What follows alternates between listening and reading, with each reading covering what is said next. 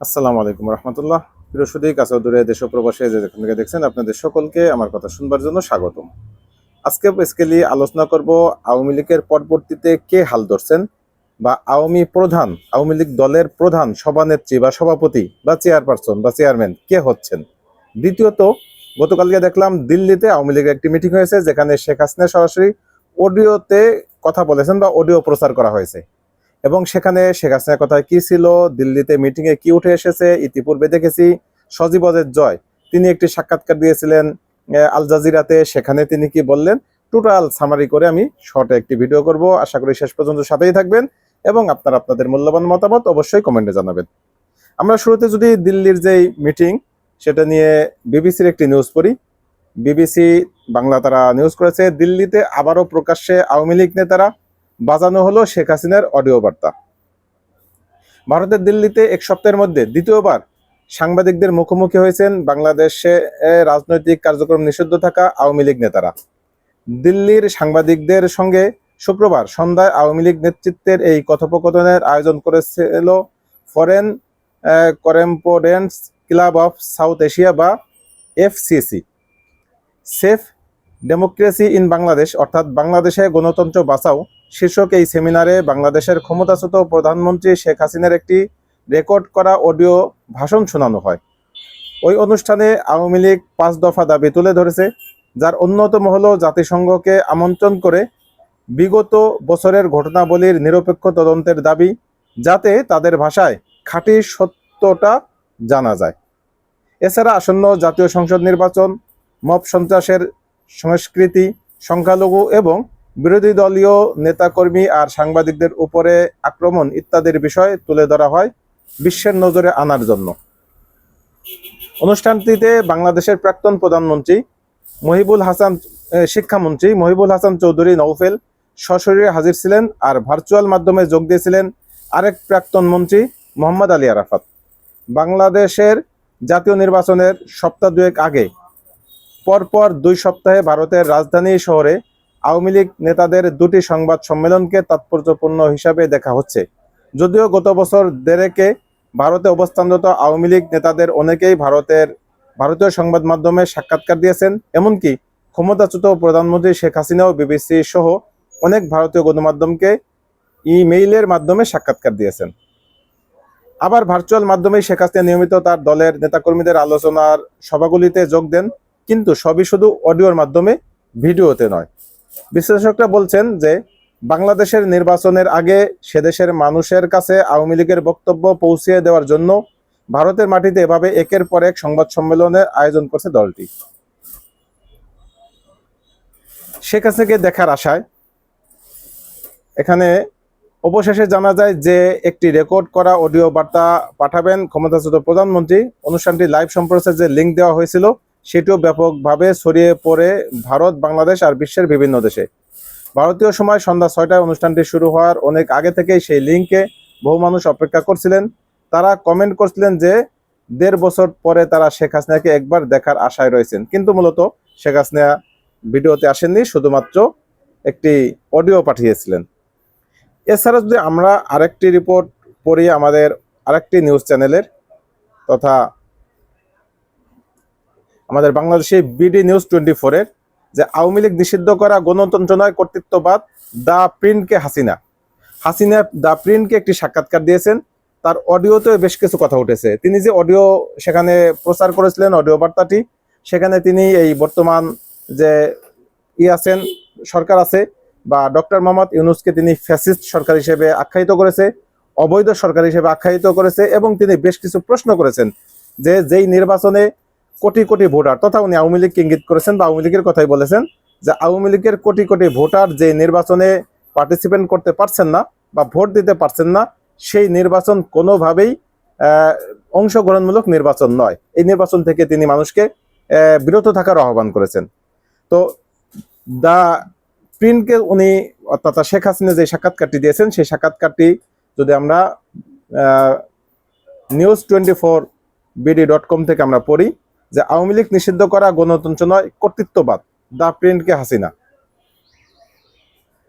আসন্ন ত্রয়োদশ সংসদ নির্বাচনে আওয়ামী লীগকে বাদ দেওয়ার সিদ্ধান্তের সমালোচনা করে একে রূপান্তরের মোড়কে কর্তৃত্ববাদ বলেছেন 24-এর গণঅভ্যুত্থানে ক্ষমতাচ্যুত শেখ হাসিনা, যার 16 বছরের শাসনামলকে বিরোধীরা ফ্যাসিবাদী শাসন বলে থাকে। ভারতীয় সংবাদ মাধ্যম দ্য প্রিন্টকে দেওয়া এক সাক্ষাৎকারে সাবেক এই প্রধানমন্ত্রী বলেন, 2024 সালের আন্দোলনের সময় প্রতিটি প্রাণহানির জন্য তিনি দুঃখিত। তবে সেই সহিংসতার বিচারাধীন তদন্ত সীমিত করে ফেলা হয়েছে অভিযোগ করে সেজন্য অন্তর্বর্তী সরকারের প্রধান উপদেষ্টা মোহাম্মদ ইউনূসকে দায়ী করেছেন তিনি। কোটা সংস্কার আন্দোলন থেকে শেখ হাসিনা সরকারের পতনের এক দফার রূপ নেওয়া ওই গণঅভ্যুত্থান ঘিরে প্রায় 1400 মানুষের প্রাণ গেছে বলে উঠে এসেছে জাতিসংঘের প্রতিবেদনে। আন্দোলন দমানোর চেষ্টায় মানবতা বিরোধী অপরাধে দোষী সাব্যস্ত করে শেখ হাসিনাকে ইতিমধ্যে মৃত্যুদণ্ড দিয়েছে বাংলাদেশের আন্তর্জাতিক অপরাধ ট্রাইব্যুনাল। 2024 সালের 5ই আগস্ট ক্ষমতা হারানোর পর থেকেই শেখ হাসিনা অবস্থান করছে দিল্লিতে। আদালতের দৃষ্টিতে এখন তিনি পলাতক ফাঁসির আসামি। ট্রাইব্যুনালে দল হিসেবে আওয়ামী লীগেরও বিচারের উদ্যোগ নেওয়া হয়েছে ট্রাইব্যুনালে। সেই বিচার শেষ না হওয়া পর্যন্ত আওয়ামী লীগের সব ধরনের কার্যক্রমে নিষেধাজ্ঞা আরোপ করেছে ইউনূস সরকার। কার্যক্রমে নিষেধাজ্ঞা থাকায় রাজনৈতিক দল হিসেবে আওয়ামী লীগের নিবন্ধন স্থগিত করেছে নির্বাচন কমিশন। ফলে আগামী 12ই ফেব্রুয়ারি অনুষ্ঠেয় সংসদ নির্বাচনে প্রতিদ্বন্দ্বিতা করতে পারছে না সবচেয়ে বেশি সময় দেশ শাসন করা দলটি। শেখ হাসিনা বলেছেন, তার দলকে নিষিদ্ধ করা মানে আসন্ন নির্বাচনে কয়েক কোটি বাংলাদেশের ভোটাধিকার কেড়ে নেওয়া। প্রিন্টকে দেওয়া সাক্ষাৎকারে তিনি বলেন, এ ধরনের একটা পরিস্থিতিতে নির্বাচন হলে তাকে মুক্ত, সুষ্ঠু ও বৈধ বলা যায় না। পছন্দের দল বেছে নেওয়ার স্বাধীনতা ভোটারদের থাকতে হবে। কাউকে ভোটে অংশগ্রহণ থেকে বাদ দেওয়া বা ঘরে ঘরে গিয়ে সহিংসতার হুমকি দিয়ে বিএনপিও বা জামাতের পক্ষে ভোট দিতে বাধ্য করা চলতে পারে না। আওয়ামী লীগ সভাপতির দাবি, অন্তর্বর্তী সরকার জানে আমাদের নির্বাচন করতে দেওয়া হলে আমরা বিপুল সমর্থন পেতাম, এ কারণেই আমাদের নিষিদ্ধ করা হয়েছে। ভুলে গেলে চলবে না, ইউনূস নিজে কখনো বাংলাদেশের জনগণের কাছ থেকে একটি ভোটও পাননি, অথচ তিনি নিজের বেআইনি কর্মকাণ্ডকে বৈধতা দিতে দেশের আইনগত কাঠামো নতুন করে লিখছেন। লিখিত সাক্ষাৎকারে শেখ হাসিনা দেশের সবচেয়ে পুরনো ও জনপ্রিয় রাজনৈতিক দলকে নিষিদ্ধ করে গণতান্ত্রিক বৈধতা দাবি করা যায় না। এটি সংস্কার নয়, রূপান্তরের মোড়কে কর্তৃত্ববাদ। ইউনূস সরকারই বলে আসছে, আওয়ামী লীগকে নিষিদ্ধ করা হয়নি, তাদের রাজনৈতিক কার্যক্রম সাময়িকভাবে স্থগিত করা হয়েছে। তবে হাসিনার ভাষ্য ওই পার্থক্য অর্থহীন, কারণ তার দল প্রচার চালাতে, সংগঠিত হতে বা নির্বাচনে অংশ নিতে পারছে না। নিরপেক্ষ তদন্তের আহ্বান। ট্রাইব্যুনালে মামলায় জুলাই আন্দোলন দমনে 1400 জনকে হত্যার উস্কানি, প্ররোচনা ও নির্দেশ দানে সুপিরিয়র কমান্ড রেসপন্সিবিলিটি এবং জয়েন্ট ক্রিমিনাল এন্টারপ্রাইজের মোট 5 অভিযোগ আনা হয়েছিল শেখ হাসিনার বিরুদ্ধে। তবে তার দাবি, রাষ্ট্রের প্রতিষ্ঠানগুলো রক্ষা এবং প্রাণহানি ঠেকানোর তাগিদ থেকেই তার সরকার তখন কাজ করেছে। সাক্ষাৎকারে তিনি বলেন, শিক্ষার্থীদের নেতৃত্বে হওয়া বৈধ আন্দোলনকে আমরা স্বাগত জানিয়েছি এবং শান্তিপূর্ণভাবে এগোতে দিয়েছি। তাদের দাবির কথা শুনেছি এবং সরকারি চাকরির কোটা বাতিল করেছি, যা ছিল তাদের হতাশার কারণ। ওই আন্দোলনের মধ্যে বিভিন্ন সরকারি স্থাপনায় অগ্নিসংযোগ এবং থানায় আক্রমণের প্রসঙ্গ ধরে শেখ হাসিনা বলেন, যা আমরা আজ করতে পারিনি তা হলো উগ্রবাদী শক্তি ওই আন্দোলন হাইজ্যাক করে নিয়েছিল। এটা আর স্বতঃস্ফূর্ত ও শান্তিপূর্ণ ছাত্র আন্দোলন ছিল না। সে সময় সহিংসতার তদন্তে কমিটি করেছিল আওয়ামী লীগ সরকার, যা অন্তর্বর্তী সরকারের সময় এগোয়নি। মানে আওয়ামী লীগ সরকার যেই তদন্ত কমিশন করেছিল, পরবর্তীতে এই সরকার সেই কমিশন বাতিল করে দিয়েছে। বিষয়টা নিয়ে হতাশা প্রকাশ করে শেখ হাসিনা বলেন, ইউনূস ক্ষমতা এসেই ওই তদন্ত ভেঙে দেন। নিশ্চয় তিনি জানতেন এতে তার মেটিকুলাস প্ল্যান উন্মোচিত হয়ে যাবে। তার এই সিদ্ধান্তই আন্দোলনের পিছনে উদ্দেশ্য ও ক্ষমতা দখলের প্রক্রিয়া নিয়ে গুরুতর প্রশ্ন তোলে। বিদেশি সম্পৃক্ততার বিষয়টিও সামনে আনে। এসব প্রশ্নের নিরপেক্ষ তদন্ত হওয়া উচিত। আইন শৃঙ্খলা পরিস্থিতি। আইন শৃঙ্খলা আরও অবনতি ঠেকাতে সব দলের অংশগ্রহণে অবাধ ও সুষ্ঠু নির্বাচনের মাধ্যমে দ্রুত সাংবিধানিক শাসনে ফেরার দাবি জানিয়েছেন শেখ হাসিনা, যার অধীনে গত 3টি নির্বাচনে ব্যাপক অনিয়মের অভিযোগ রয়েছে। হাসিনার ভাষ্য, ভয় দেখিয়ে বা বেছে বেছে আইন প্রয়োগ করে আইন শৃঙ্খলা বজায় রাখা যায় না।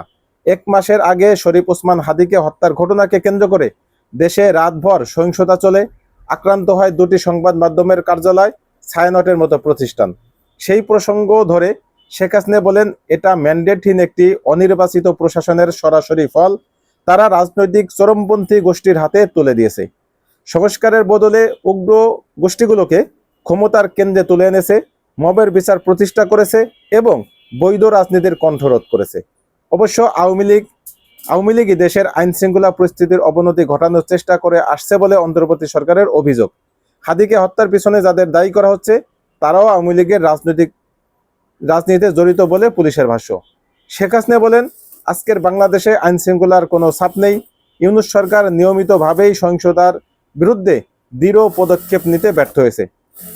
তার বদলে তারা উগ্রবাদীদের উৎসাহ জুগিয়েছে, যারা প্রতিদিনের নৃশংসতার মাধ্যমে তাদের কঠোর মতাদর্শ ছড়াচ্ছে, সমাজে বহুত্ববাদ দমন করতে এবং ভিন্ন মতকে রাজনৈতিক শত্রু বলে চিহ্নিত করছে। সংবিধান সংস্কারের যে উদ্যোগ বাংলাদেশে নেওয়া হচ্ছে তারও সমালোচনা করেন শেখ হাসিনা। তিনি বলেন, বাংলাদেশ ধর্মনিরপেক্ষতা, বহুত্ববাদ ও গণতান্ত্রিক মূল্যবোধের উপর প্রতিষ্ঠিত। জামাতে ইসলামী ও অন্যান্য চরমপন্থী গোষ্ঠীর পুনর্বাসন আমাদের জাতির কাঠামোকেই হুমকির মুখে ফেলছে। উগ্র গোষ্ঠীকে মূলধারা রাজনীতিতে ফিরতে দিলে তারা রাষ্ট্রকে সংযত করে না, তারা নিজেদের ছাঁচে ঢালতে চায় এবং বহুত্ববাদ সব চিহ্ন মুছে ফেলতে চায়। বাংলাদেশ যে পথে এগোচ্ছে তা সমাজে বিভক্তি এবং আন্তর্জাতিক মিত্রদের সঙ্গে দূরত্ব তৈরি করবে বলে আশঙ্কা প্রকাশ করছেন শেখ হাসিনা। তার ভাষায়, সংখ্যালঘু নির্যাতন ও সহিংসতা চলতে থাকলে আন্তর্জাতিক মিত্ররা বসে থাকবে না। বাংলাদেশের রাজনীতিতে জামাতে ইসলামীর উত্থানের সঙ্গে সঙ্গে ইতিহাস বিকৃতির অভিযোগ করেন শেখ হাসিনা। তিনি বলেন, আজ আমরা যা দেখছি তা ইতিহাসের সত্যকে পরিকল্পিতভাবে মুছে দেওয়ার চেষ্টা। উগ্রপন্থী শক্তি 1971 সালের পাকিস্তানের কাছ থেকে অর্জিত আমাদের স্বাধীনতার বাস্তবতাকে লঘু করতে চেয়েছে, ভুক্তভোগী ও হানাদারের পার্থক্য মুছে দিতে চেয়েছে। অন্তর্বর্তী সরকারের কাছে এই সত্য অস্বস্তিকর হতে পারে। তারা আওয়ামী লীগকে রাষ্ট্রের শত্রু হিসেবে দেখতে চায়, কিন্তু সত্য তো সত্যই। এই হচ্ছে মূলত দ্য প্রিন্টকে শেখ হাসিনা যে সাক্ষাৎকার দিয়েছেন তার সারমর্ম যতটুকু আমাদের বাংলাদেশের সংবাদ মাধ্যম তুলে এনেছেন। তার আগে দেখলাম 2 দিন আগে আল জাজিরাকে শেখ হাসিনা পুত্র সজীবদের জয় একটি সাক্ষাৎকার দিয়েছেন। সেখান থেকে ছোট্ট একটি ক্লিপ নিয়েই আমি আমার আলোচনা শেষ করে দিচ্ছি। সেখানে অনেক বক্তব্য এসেছে, তার অঙ্গভঙ্গি, তার বাচনভঙ্গি, অবশ্যই সেগুলি এখন গঠনমূলক। আগের তুলনায় অনেকটাই তিনি সুস্থভাবে কথা বলেছেন, স্থির চিত্তে কথা বলেছেন, একজন নেতার মতো। এগুলি নিয়ে অনেকে কথা বলেছেন, এই বিষয়টা আমি এখানে তুলে আনছি না। আমি শুধু একটি পয়েন্ট, যেটা আমি শুরুতেই বলেছি, কে ধরছেন হাল, নৌকার হাল বা নৌকার মাঝি কে হচ্ছেন, এই বিষয়টার ইঙ্গিত সেই সাক্ষাৎকারে সজীবদের জয় স্পষ্ট করেছেন। তাকে যখন বলা হলো শেখ হাসিনার বাংলাদেশে ফেরত আসা বা তার শাসন আমল বা পরবর্তীতে ক্ষমতা নিয়ে বা কে চালাবেন আওয়ামী লীগকে, তখন তিনি বলেছেন যে তার মা, তথা তিনি বলেছেন আমার মা শেখ হাসিনার এটাই ছিল শেষ টার্ম, তিনি আর ক্ষমতায় থাকতেন না বা দেশের দলের প্রধান থাকতেন না, তিনি আর দলের প্রধান থাকবেনও না। তবে পরবর্তীতে কে হচ্ছেন সেটা বড় ধরনের একটি প্রশ্ন। আমরা গত 2-3 দিন আগে সজীবদের জয়ের যে সাক্ষাৎকারটি দেখেছি, সেখানে তাকে অবশ্যই অনেক প্ল্যান করে, অনেক করে ট্রেনিং করে তারপরে সেই সাক্ষাৎকারটা তিনি দিয়েছেন, সেটা বোঝাই যাচ্ছে। আগের যে সজীবদের জয় ছিল, দীর্ঘ 1.5 বছর যাবৎ যেই আলোচনা আমরা দেখছি, বা তারও আগে 5,500 বিজ্ঞানী বলে যিনি বিভিন্ন সময় সমালোচিত হয়েছেন, অর্থাৎ যিনি ভাষা জ্ঞান বা মানুষের সাথে কথা বলার যেই কানেক্টিভিটি তৈরি করা, এগুলির যেই দন্যতা ছিল, সেগুলি অনেকটাই কাটিয়ে উঠে আল জাজিরা যে সাক্ষাৎকার দিয়েছেন সেখানে দেখা যাচ্ছে তিনি অনেকটাই পরিপক্ক হয়েছেন। সেই বিচারে মোটামুটি এটা ধরে নেওয়া যায় যে হয়তোবা সামনের নেতৃত্বে সজীবদের জয় আসছেন, এটা ধরেই নেওয়া যায়। এই বিষয়ে আপনাদের অবশ্যই মতামত জানতে চাই। কমেন্ট বক্স খোলা থাকলো। আপনারা সার্বিক বিষয়, এই শেখ হাসিনার সাক্ষাৎকার, বাংলাদেশের রাষ্ট্র পরিচালনার যে বিষয় এবং সর্বশেষ আওয়ামী লীগের পরবর্তীতে কে নেতৃত্বে আসছেন, এই বিষয়ে আপনাদের মতামত জানান কমেন্টে। অবশ্যই আপনাদের কমেন্টের জবাব দেওয়ার চেষ্টা করব।